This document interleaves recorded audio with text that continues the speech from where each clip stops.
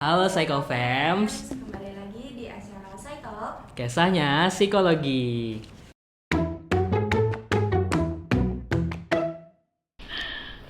Perkenalkan, nama saya Leila Olivia. Saya mahasiswi psikologi di Universitas Merauke yang kali ini akan menjadi host bersama teman saya. Ya, perkenalkan nama saya Muhammad Haikarian Tomo. Saya biasa dipanggil Tomo. Di sini saya juga sebagai host yang akan membawa acara Psytalk pada hari ini. Oke, mungkin di Psytalk kali ini kita udah kedatangan narasumber kita. Mungkin Ibu bisa perkenalkan diri, Bu. Oke, hai. Halo. Hai, halo gitu ya. Nama Ibu Ayunda. Bu Ayunda salah satu dosen prodi psikologi. Di psikologi ya. Oke, Ibu Ayunda ini merupakan dosen psikologi yang merupakan dosen saya dan juga Tomo ya. Oke, terus itu mungkin Ibu peminatan psikologinya di bidang apa, Ibu? Ya, Bu Ayunda peminatan psikologi bidang klinis gitu ya. Ya, jadi sehari-harinya ya berhadapan dengan isu mental health ya. Yang mungkin hari ini akan kita bahas. Ya, Oke. betul sekali, Bu. Ya. Nah, sebagai psikologi klinis nih Bu, apa ini kesibukan akhir-akhir ini dari Oke. Ibu? Kesibukan Ibu selain mengajar tentunya juga berpraktek sehari-harinya. Jadi memang kehidupan Ibu penuh dengan dinamika ya, gitu ya. Karena kalau pagi biasanya sampai siang kita ngajar, sore Ibu praktek, dan di sela-sela itu Ibu juga bertugas di UPTD PPA Kota Samarinda. Jadi memang ada beberapa kegiatan yang harus dilakukan secara bersamaan. Ternyata Ibu Ain ini orang yang sibuk banget ya Bu ya, tapi tetap menyempatkan waktu untuk datang di acara Psytalk hari ini. Makasih ya Ibu. Oke. Terus berdasarkan peminatan Ibu di bidang klinis, psikologi klinis, itu udah cocok banget ya sama topik yang akan dibahas pada Psytalk kali ini, yaitu tentang kecemasan masa depan. Oke. Ya. Baik. Sebelum kita masuk lebih dalam nih Bu, mengenai pertanyaan kita tentang kecemasan masa depan, sesuai dengan temanya Bu ya, sebenarnya kecemasan itu apa sih Bu, dan gejala-gejala dari kecemasan itu seperti apa? Oke, kita bicara kecemasan ya. Oke, memang kecemasan ini fenomena yang saat ini tuh memang marak sekali gitu ya. Bahkan banyak penelitian yang mengatakan bahwa kebanyakan Gen Z gitu ya, teman-teman kan Gen Z ya. Gen Z itu satu dari 5 masalah kesehatan mental yang umum dialami Gen Z itu adalah kecemasan, termasuk kecemasan akan masa depan. Nah, kecemasan itu apa? Kecemasan itu adalah suatu kondisi kekhawatiran yang terlalu berlebihan gitu ya, tentang hal-hal yang mungkin belum akan terjadi atau yang sebenarnya sudah terjadi di masa lampau gitu ya. Dan itu kadang-kadang kalau misalnya sudah terlalu kecemasan itu meningkat atau terlalu besar, terlalu berat, itu sampai mengganggu fungsi sehari-harinya. Nah, sehingga memang kecemasan itu dalam kadar yang wajar, yang kadar yang normal itu sih nggak apa-apa ya. Itu diperlukan juga agar kita mengantisipasi. Tapi kalau kecemasannya terlalu tinggi gitu ya, maka itu akan membuat kita akhirnya jadi nggak fokus dalam menjalankan fungsi sehari-hari kita gitu. Terus mungkin Ibu kan dosen psikologi ya Bu ya. Nah mungkin selama Ibu mengajar, Ibu pernahkah bertemu mahasiswa yang mungkin Ibu ketahui nih kalau mahasiswa ini tuh punya kecemasan akan masa depan ini tuh Bu? Iya, betul. Iya, tentu saja selama Ibu menjadi dosen ataupun sebagai praktisi psikolog sering menghadapi kasus-kasus kecemasan, dan tidak juga memungkiri bahwa mahasiswa termasuk klien-klien ya, termasuk ada juga sih klien yang kemudian mahasiswa yang mengeluhkan kecemasan gitu ya, kecemasan masa depan, kecemasan akademiknya gitu ya, sehingga kita harus cari cara ya bagaimana bisa mengelola kecemasan itu sendiri. Jadi kalau apakah ditanya mahasiswa itu pernah mengalami kecemasan, pastinya dong gitu ya. Hanya tadi perbedaannya apakah kecemasan itu terlalu tinggi sehingga tidak bisa kita kelola. Nah, kalau sudah sampai mengganggu fungsi sehari-hari maka harus segera kita atasi begitu. Oke, berarti sejauh ini Ibu udah sering bertemu gitu ya Bu dengan orang-orang yang kecemasan, bahkan mahasiswa pun ada ya Bu ya? Ada, betul. Dan kecemasan itu bisa menghinggapi siapapun ya, bisa dialami oleh siapapun dari anak hingga lansia gitu. Tapi khusus pada mahasiswa biasanya yang dicemaskan itu adalah masalah masa depannya ya, atau sekarang sebagai mahasiswa itu bagaimana nanti akademiknya, apakah dia bisa mencapai IPK yang diharapkan gitu ya, apakah nantinya bisa lulus tepat waktu ya. Belum lagi ntar setelah lulus itu mau ngapain, mau lanjut lagi sekolah atau mau langsung menikah. Nah, itu adalah kecemasan-kecemasan yang umum dialami sih, begitu. Oke. Beberapa eh, faktor-faktor kecemasan yang sudah Ibu sebutkan tadi memang sering Bu ya pasti dialami oleh mahasiswa. Iya, Nah, betul. kita sebagai mahasiswa juga kan waktu kita untuk berkuliah itu nggak lama Bu ya, palingnya sekitar 3 sampai 4 tahun. Nah, itu gimana sih Bu cara kita walaupun kita cemas akan masa depan kita, tapi kita itu bisa tetap untuk menikmati masa perkuliahan gitu Bu. Tetap bisa fokus dengan tugas-tugas tanpa harus khawatir, wah setelah ini aku akan kerja di mana ya, lanjut kemana gitu, seperti apa Bu? Iya, betul. Memang kalau kalau kita mau mengelola kecemasan secara tepat, kita perlu juga mengetahui akar dari kecemasan itu apa. Apakah memang hanya karena kecemasan yang sifatnya itu situasional ya, karena mungkin dia melihat teman-temannya, terus ada satu mata kuliah yang mungkin dia tidak bisa mencapai nilai yang dia inginkan, sehingga dia cemas nanti gimana kalau ngulang, ya kan? Itu sebenarnya wajar ya terjadi ya. Sehingga ketika itu terjadi, mahasiswa kan melakukan effort atau cara bagaimana dia di semester depan tidak mengulang. Misalnya dia belajar lebih giat atau dia belajar dari temennya bagaimana sih cara mengelola tugas gitu ya.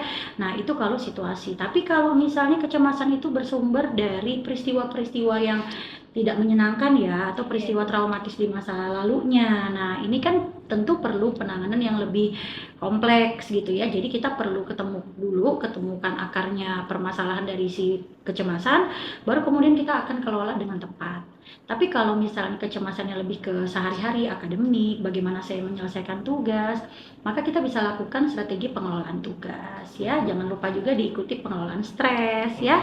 Karena kalau tugas itu kan kadang-kadang dipersepsi sebagai suatu hal yang mengancam, tidak menyenangkan ya.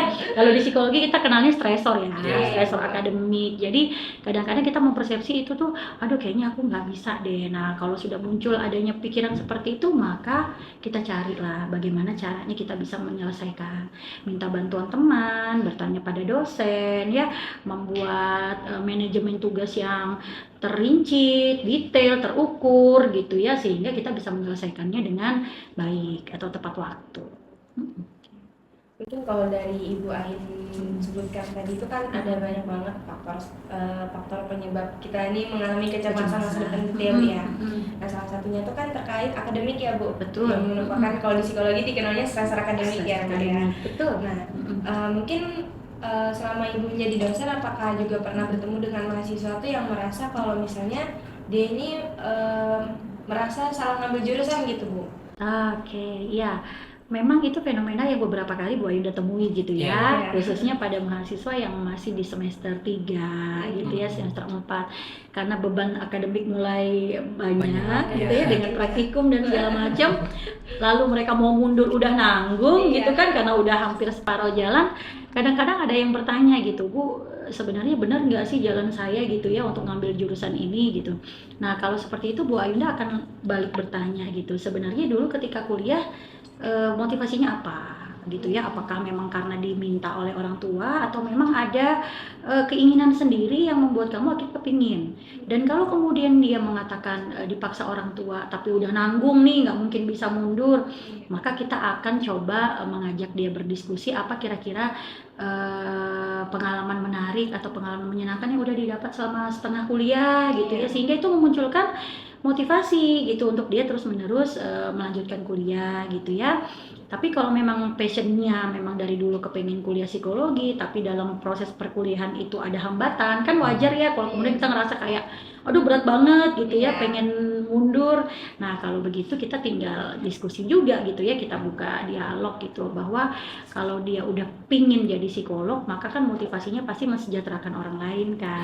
Nah, jadi kita sebenarnya lebih banyak diskusi, lebih banyak kita berdialog tentang apa sih persepsi dia tentang psikologi itu sendiri, dan ketika ada salah-salah paham, misalnya psikologi itu susah gini, nah itu yang perlu kita luruskan gitu ya, sehingga memunculkan motivasi gitu. Jadi kita pendekatannya banyak dialog sih, diskusi ya, termasuk diskusi tentang prospek kerjanya psikologi jadi apa nih gitu ya, banyak banget ya prospek kerja psikolog itu ya. Jadi sebenarnya ketika kita feeling down karena stres akademik ini menyergap, gitu ya. Jangan langsung mengambil keputusan untuk berhenti ya, tapi beri jeda sejenak, kemudian evaluasi lagi kekuatan kita, kekurangannya di mana, baru effort, lakukan usaha untuk memperbaikinya begitu. Nah, seperti itu Bu ya. Mm-mm.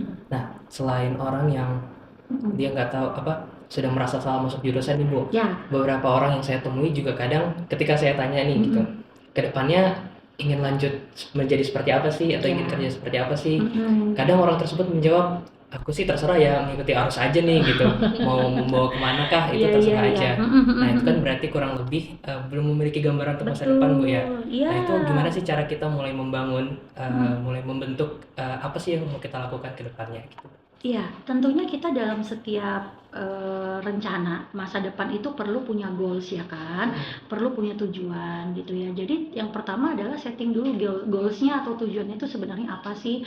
Kalau memang masih bingung, bahkan untuk menentukan tujuan aja kita bingung, mungkin itu saatnya kita bertemu dengan profesional ya gitu ya. Kadang-kadang kita stuck dengan kondisi kita saat ini itu ya karena kita butuh POV-nya orang lain ya, jadi butuh sudut pandang orang lain yang kemudian bisa memberikan masukan gitu, yang positif, yang berharga, agar kemudian kita mendapat insight, oh ternyata seperti ini loh nanti ke depannya. Jadi kalau teman-teman merasa stuck gitu ya, cobalah untuk berdiskusi dulu dengan teman terdekat gitu ya, karena support system itu juga sangat penting ya gitu. Jadi kita bisa berdialog dengan teman atau dengan dosen PA ya kan. Dalam perkuliahan itu kan ada dosen PA yang tugas utamanya adalah membimbing gitu ya, dan mengarahkan teman-teman ketika ada masalah di akademik itu bisa segera dicarikan jalan keluar bersama-sama.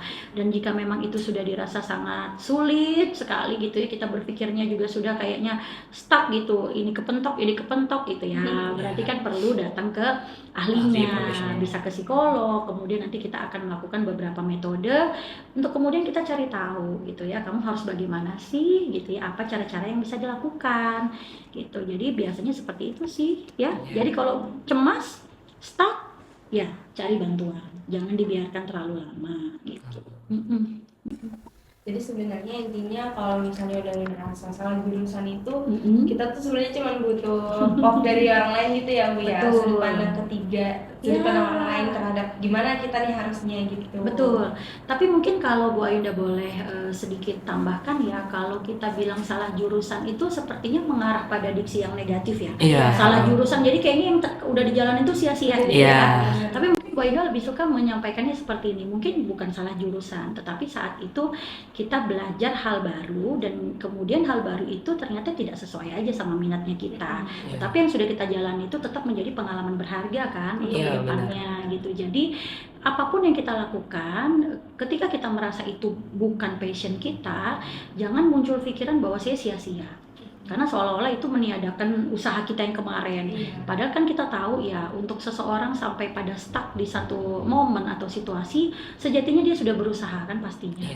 Jadi jangan meniadakan usaha itu juga. Jadi kalau kita kemudian stuck, cari POV-nya orang lain, bicara dengan seseorang yang bisa membantu, dosen maupun orang tua ya, mungkin bisa dimintai masukan. Kalau misalnya belum bisa juga ya datang ke profesional gitu ya. Karena memang itu harus segera untuk diatasi. Jangan sampai kemudian terjadi prokrastinasi kan, penundaan akademik, nanti kuliahnya lama baru lulus, jadi numpuk terus. Jadi numpuk ya. Jadi ya selalu ingat sih, dalam proses perkuliahan itu emang nggak selalu mudah ya, akan ada banyak kendala, hambatan, tetapi sepanjang kita punya goals gitu ya, punya tujuan ke depan, apapun halang rintang, insya Allah bisa dilewati ya. Jangan lupa support system ya, jangan lupa juga berdoa, diminta kekuatan sama yang di atas gitu ya, supaya kita menjalaninya juga mudah. Yang terpenting mental health-nya terjaga ya. Oke. Ya, jadi sejauh ini mungkin yang paling utama juga yang seperti Ibu sebutkan tadi, jangan meniadakan usaha yang sebelumnya. Betul. Lebih kita menghargai usaha yang sudah kita lakukan gitu ya Bu ya. Betul. Jadi selalu menghargai. Betul. Kuncinya adalah selalu menghargai, sekecil apapun effort itu tetap effort, itu tetap progresnya kita juga gitu ya. Setidaknya kita nggak berhenti. Ya, jadi kita terus jalan walaupun pelan-pelan, it's okay, nggak apa-apa, ntar juga nyampe. Gitu ya. Nah terus Bu, di fase perkuliahan ini kan yang saya tahu biasanya remaja itu adalah masa-masa di mana orang mencari jati diri. Ya, Tapi saya temukan juga bahwasannya selama perkuliahan banyak juga teman-teman yang masih belum menemukan jati dirinya gitu kan Bu. Nah, kadang karena mereka itu belum menemukan jati dirinya, jadi mereka melakukan sesuatu itu secara berlebihan Bu. Kayak misalnya secara akademik, karena dia cemas, mungkin karena dia belum tahu siapa dirinya, akhirnya dia berusaha semaksimal mungkin untuk mengalahkan teman-temannya gitu Bu. Oke. Nah, Jadi jiwa kompetitifnya jiwa kompetitifnya sangat tinggi, ya. atau ambis ya, Ya, kalau kita karena gengsi ya. karena dia terlalu cemas. Nah, kita sebagai teman itu Bu, bagaimana sih Bu cara menanganinya? Maksudnya ketika kita tahu ya teman kita ini sangat berlebihan lah, dia tidak memikirkan dirinya sendiri, tapi dia terlalu ambis mungkin karena dia sendiri bingung sebenarnya dia siapa dan dia terlalu perfeksionis. Ya, itu gimana sih Bu cara kita buat menenangkan, kayak calm down dulu lah gitu, tarik nafas dulu. Pelan-pelan Ya. ya, selaju-laju ya. Oke, kalau seperti itu sebenarnya kondisinya berarti teman kita itu kan punya motivasi ya. Dia punya dorongan untuk menjadi yang terbaik. Nah, kadang-kadang orang yang memiliki keinginan yang menjadi nomor satu, perfeksionis, ambisius, itu juga kita perlu cek background latar belakangnya. Kenapa sih dia kemudian sekeras itu usahanya? Nah, sebagai anak psikologi kalau melihat fenomena itu jangan lihat yang tampak, tapi lihat di baliknya. Nah, apa sih yang membuat orang itu begitu ambis melakukan berbagai macam cara untuk menjadi nomor satu, bahkan mungkin dia merugikan orang lain atau dirinya sendiri yang dirugikan. Nah, sebenarnya kemudian kita harus cari tahu kan, kenapa sih dia seperti itu? Apakah ada pola-pola asuh di rumah? Apa yang menyebabkan dia itu menjadi begitu ambis sehingga mungkin melakukan perilaku yang merugikan tadi gitu ya? Atau bahkan dia nggak menakar kemampuannya sehingga dia juga akhirnya kalau misalnya tidak mendapat nilai yang dia inginkan, dia cemas gitu ya, nyalahin dirinya lagi atau melakukan perilaku-perilaku negatif yang kita nggak mau gitu ya. Nah, sebagai teman harus ngapain? Sebagai teman validasi dulu deh bahwa memang aku paham kamu punya keinginan, tapi kamu dari sisiku gitu ya, sebagai teman aku melihat usaha kamu itu kadang-kadang ngorbanin dirimu sendiri loh. Nah, yang penting itu sebenarnya kita validasi dulu. Kalau mereka kita bilangin udahlah jangan ambis-ambis, tersinggung ya, tersinggung dan ngerasa kok kayaknya kita nggak ngerti sebagai teman. Nah, jadi kita sebagai teman itu upayakan juga bisa menjadi support system dulu. Mereka-mereka yang seperti itu bukan berarti mereka itu negatif ya sebenarnya, tapi mereka tuh punya tuntutan dalam diri yang somehow itu harus terpenuhi. Entah ekspektasi orang tua gitu yang kita nggak tahu, atau hal-hal lain yang ada di belakang itu gitu. Nah, sehingga ketika kita menghadapi teman begitu itu jangan dibawa marah gitu ya, jangan jengkel, jangan itunya yang ditonjolkan tapi empatinya. Yuk deh, sini deh aku lihat kamu, aku ngobrol sebentar boleh nggak gitu ya. Aku lihat beberapa hari ini kamu ngerjain tugas full, kamu sampai lupa makan, lupa makan biasanya, kamu sampai lupa memperhatikan kesehatanmu, aku khawatir. Nah, jadi kita validasi di situ dulu. Aku tahu kamu punya keinginan untuk mencapai nilai terbaik, tapi nggak ngorbanin diri sendiri juga kan? Nah, coba deh cerita apa yang aku bisa bantu. Jadi tawarkan bantuan, validasi, berikan bantuan ya, tawarkan bantuan, dan kalau dia sudah mau dibantu, maka tugas kita selesai di situ kan. Kalau kita udah bisa bantu, maka udah selesai gitu. Tapi selalu memahami ya, kita sebagai mahasiswa psikologi itu nggak boleh berhenti berpikir. Untuk selalu penasaran, kenapa sih teman kita begini? Kenapa saya begini gitu ya. Jadi selalu ada curiosity gitu ya, keinginan untuk belajar lebih dalam, keinginan belajar lebih banyak tentang perilaku perilaku manusia, sehingga kita tahu ntar harus bagaimana ya. Alih-alih judgement, tapi berikanlah bantuan gitu. Jadi intinya dengan kita dengan orang yang di sekitar kita mungkin merasa belum menemukan jati dirinya, itu yang paling pertama kita perlu memvalidasi orang itu sendiri gitu ya, sebagai bantuan utama ya itu Bu ya. Terus selanjutnya juga kita bisa berikan dia bantuan gitu, menawarkan. Iya, betul. Tapi kan mungkin ada beberapa orang yang kalau misalnya kita menawarkan bantuan itu dia malah merasa tersinggung gitu Bu. Nah, itu gimana? Betul. Memang harus pelan-pelan ya diksinya menawarkan bantuan gitu kan. Jadi semuanya kembali bagaimana caranya kita juga ya ketika menghadapi teman yang seperti itu tuh, kita nggak bisa udah kayak kamu butuh bantuan deh. Nah, kalau udah diksinya begitu, intonasi suaranya begitu kan tentu dia tersinggung ya. Oh, bilang aku butuh bantuan, tonton sama aku kenapa ya, terus dia defensif kan. Nah, jadi apa yang harus teman-teman lakukan selain validasi tadi, tawarkan bantuan itu juga ada tekniknya gitu ya. Jadi aku tahu mungkin aku juga tidak seperti orang yang kamu harapkan sepenuhnya bisa membantu, tapi setidaknya biarkan aku mencoba membantu gitu ya. Kalau memang belum bisa, belum berhasil, yuk kita ke psikolog, yuk kita ke dosen, yuk kita ke dosen PA, ayo kita konsul di lab, misalnya seperti itu kan. Menawarkan bantuan itu kan tidak selalu harus kita ya. Kita yang nemenin 24 jam, kita yang dengerin keluh kesahnya, padahal kita sendiri kan juga punya perlu didampingi atau punya masalah. Jadi kita menawarkan bantuan itu bisa juga dengan merefer atau merujuk ke orang lain yang memang lebih bisa membantu. Tapi intinya jangan tinggalkan mereka gitu ya. Sama seperti kita ketika kesulitan, kita juga nggak pengen kan ditinggalin oleh orang-orang. Jadi yang kita butuhkan itu adalah dukungan emosional gitu ya, support gitu ya, validasi emosi. Ibu rasa itu yang kemudian akan membuat teman-teman kita akhirnya bisa memahami, oh kerasa kok tulusnya, kerasa kok tulusnya Tomo gitu ya, gitu ya, kerasa kok kalau sebenarnya Tomo ini mau ngebantu, bukan ngejudgement kamu nih kayak butuh bantuan deh. Nah bedain, kalau kita hanya bilang kamu tuh kayaknya butuh bantuan deh, stop di situ, maka kita sama sekali tidak membantu sebenarnya kan. Tapi kayaknya kamu perlu seseorang untuk diajak bicara deh. Sini aku ada di sini, mungkin aku juga belum bisa kasih bantuan yang gimana-gimana ya, tapi setidaknya aku bisa dengerin kamu. Siapa tahu setelah didengerin kamu merasa feeling better. Nah, kadang-kadang kan kebanyakan orang juga pengennya cuma didengerin ya. Dan ketika sudah didengerin tuh mereka lega. Ketika mereka lega, mereka kemudian bisa kembali berpikir, harus langkah apa nih yang saya lakukan. Kan gitu. Jadi pergunakan sumber daya di kampus kita di psikologi itu juga banyak psikolog kan. Ya silakan direfer gitu ya, dirujuk ke dosen PA-nya yang terutama gitu ya, untuk kemudian bisa mengetahui kondisi teman-teman kita. Begitu ya. Nah gitu kan tadi kalau misalnya sudut pandang kita sebagai teman yang membantu Bu ya, nah, itu tidak bisa dipungkiri juga kan Bu, kalau kadang kita sendiri pun pasti akan mengalami kecemasan. Apalagi ketika sendiri pasti sudah cemas, overthinking, lupa makan, sakit, nah pasti kayak gitu Bu. Kena mah gitu ya. Kena mah ya. Sedangkan yang seperti Ibu bilang tadi, cara kita mengetahui kecemasan itu kita harus tahu dulu akarnya.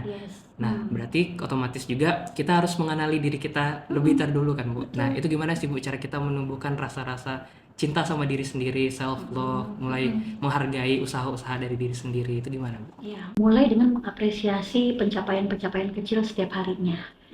Biasanya kalau Bu Ayunda itu ya punya ritual gitu, kalau tiap malam itu kan merefleksi apa yang hari ini sudah Bu Ayunda lakukan. Dan ketika sudah apa yang direfleksikan itu sudah semua, Bu Ayunda akan berterima kasih pada diri sendiri atas hari ini. Gagal, berhasil, itu kemungkinan yang di luar kendali ya. Yang penting kan effortnya. Jadi berterima kasihlah pada diri sendiri atas effort yang sudah dilakukan. Dan itu akan membuat kita menjadi lebih mengapresiasi diri kita tuh tiap hari. Dan kalau udah kita terbiasa mengapresiasi diri orang lain, diri kita, maka kita nggak perlu validasi orang lain kan sebenarnya. Walau validasi orang lain itu penting, cuman yang paling penting itu kan diri kita sendiri. Bagaimana kita kemudian menghargai diri sendiri. Dari situ baru kemudian kita akan lebih mengenali diri kita. Kadang-kadang di tengah hiruk pikuk dunia ini, ya tugas yang menggempur begitu banyak gitu ya. Nah, 5 lagi banyak banget praktikum kan. Di situ tuh kadang kita lupa bahwa kita tuh kadang-kadang butuh jeda. Ya, kita tuh butuh jarak dengan dunia yang sungguh penuh hiruk pikuk. Jadi pilihlah satu momen, satu waktu, misalnya malam hari sebelum tidur itu untuk refleksi. Hari ini tuh saya sudah ngapain sih, pencapaian apa yang bisa saya lakukan hari ini yang sudah saya lakukan. Nggak usah banyak-banyak ya gitu ya, nggak usah hari ini tuh saya berhasil mengerjakan tugas tuh 20 lembar, nggak usah besar-besar. Hari ini saya bisa makan pagi tepat waktu saja, itu sudah achievement ya, udah pencapaian. Hari ini tadi aku bantuin temanku, dia motornya mogok, aku bantu. Ya hal-hal yang sifatnya sederhana yang relate sama teman-teman aja lah gitu ya. Jadi itu yang akan membuat kalian semakin mensyukuri keberadaan kalian sendiri di dunia ini gitu ya. Kadang-kadang ya kalau kita jarang diapresiasi, kalau kita bukan anak kecil ya, kita bukan anak kecil yang setiap harinya harus dipuji atau diapresiasi. Kita orang dewasa yang sudah bisa mencari cara berpikir bagaimana lebih menghargai diri sendiri. Sehingga kalau itu sudah dilakukan ya insya Allah ya kita semakin mengenali diri, semakin cinta sama diri sendiri, semakin ingin berusaha yang terbaik buat diri sendiri gitu ya, sehingga kedepannya halangan dan rintangan itu bisa kita lewati. Sepanjang kita percaya bahwa memang di dunia ini aku hanya bisa mengandalkan diriku sendiri, Iya. ya kan? Ya, Ada akhirnya orang lain kembali yang ke diri bantu. sendiri. Yes, in the end of the day gitu ya, kita Iya. yang sendiri ya. Iya.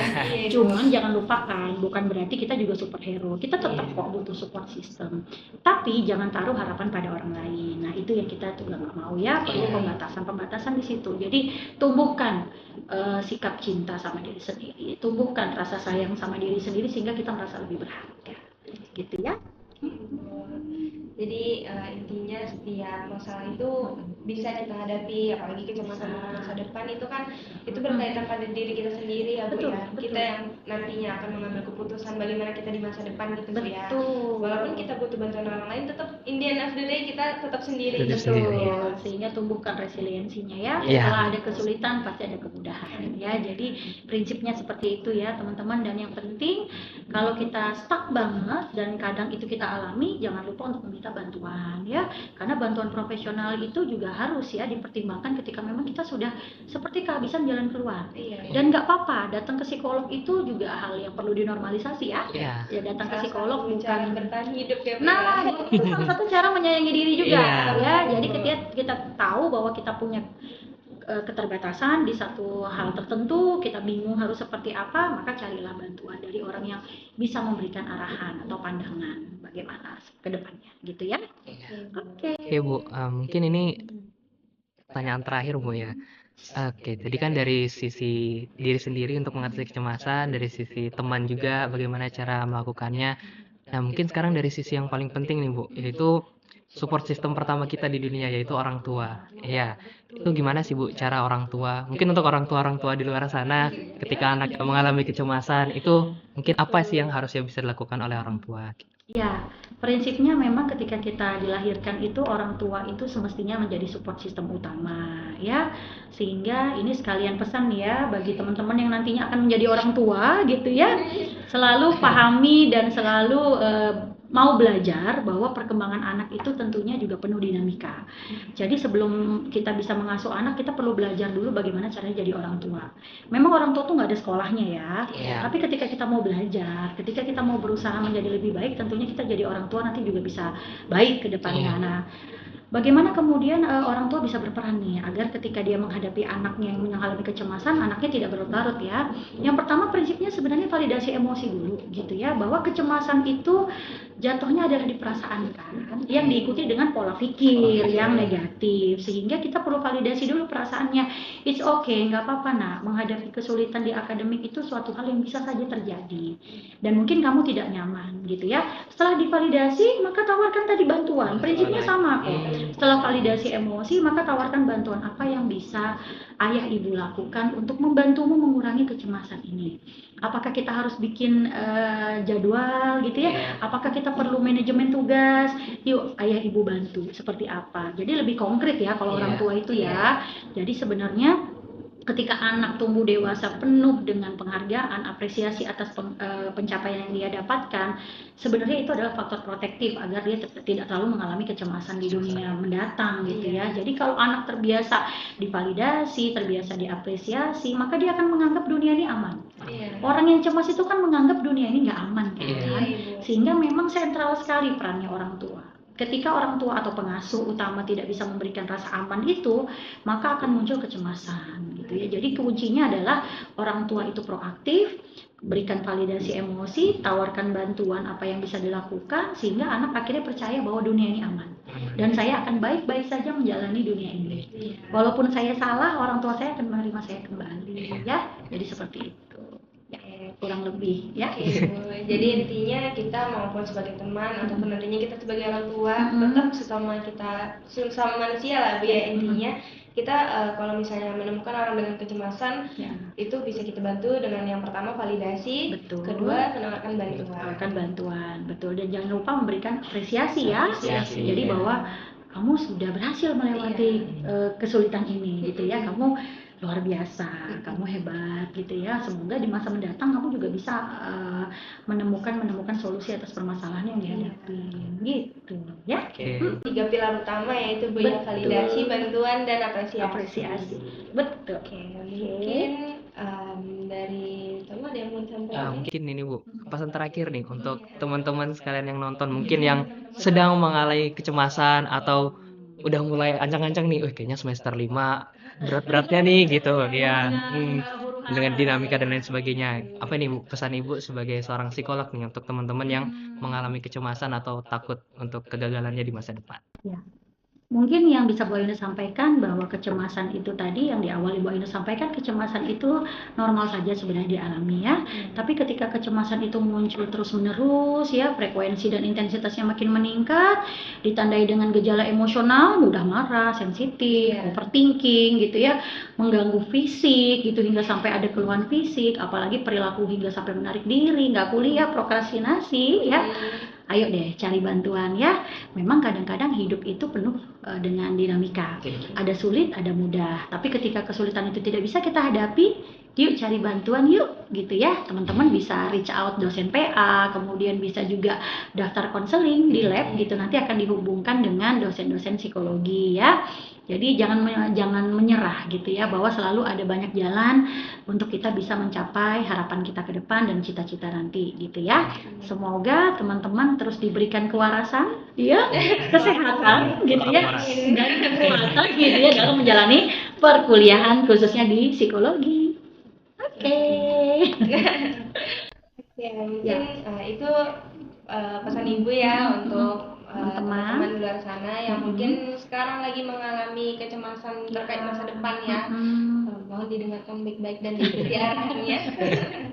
Oke, mungkin saya talk kali ini sampai di sini aja ya Ibu, teman-teman. Teman-teman. Kurang lebihnya saya Naila Lutfia dan Saya Muhammad Eka Yantomo. kami host dalam acara saya talk kali ini. Kami mohon maaf jika ada salah kata dan perilaku. Terima kasih banyak Terima kasih Ibu. juga di tengah kesibukan Ibu. Iya, sehat selalu ya teman-teman. Ya, Terima kasih Ibu. Sip. Oke teman-teman. Sampai berjumpa lagi di kesempatan saya talk berikutnya. Dadah.